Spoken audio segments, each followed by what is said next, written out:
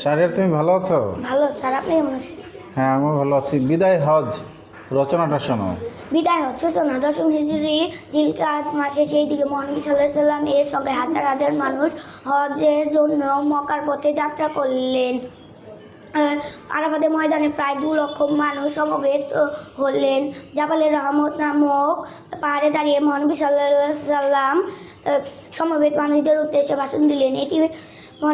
এটি নবীজির শেষ ভাষণ বা বিদায় হজের ভাষণ নামে খ্যাত।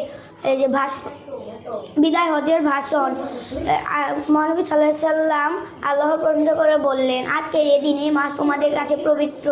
তোমাদের জীবন ও সম্পত্তি তোমাদের পরস্পরের কাছে পবিত্র। মনে রেখো, তোমাদের একদিন আল্লাহর কাছে হাজির হতে হবে এবং তোমাদের নিজ নিজ কাজের হিসাব দিতে হবে। অন্যায় ও দুর্নীতির কাজ থেকে দূরে থাকবে। হ্যাঁ, বলো, ভালো হচ্ছে। মুসলমান একে অপরের ভাই, কেউ কারো সম্পদ অপহরণ করবে না।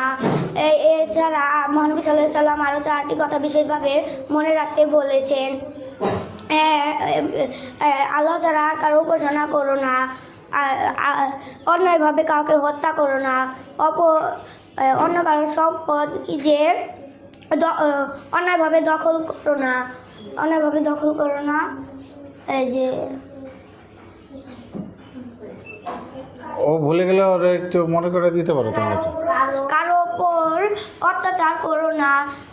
মহানবী সাল্লাল্লাহু আলাইহি সাল্লাম বললেন, তোমাদের কাছে আমি 2টি জিনিস রেখে যাচ্ছি। 1, আল্লাহর বাণী আল কোরআন।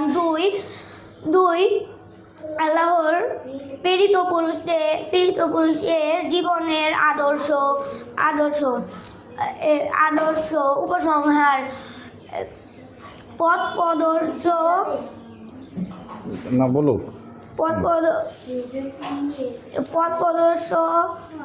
মানবতার মুক্তির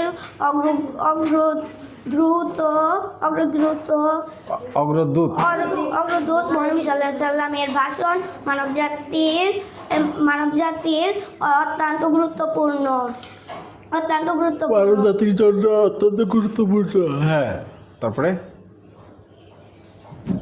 আচ্ছা, ঠিক আছে, ওর জন্য আমরা একটু জোরে করতালি দিই। ধন্যবাদ, তোমার জন্য অনেক অনেক শুভকামনা। ডিকসন।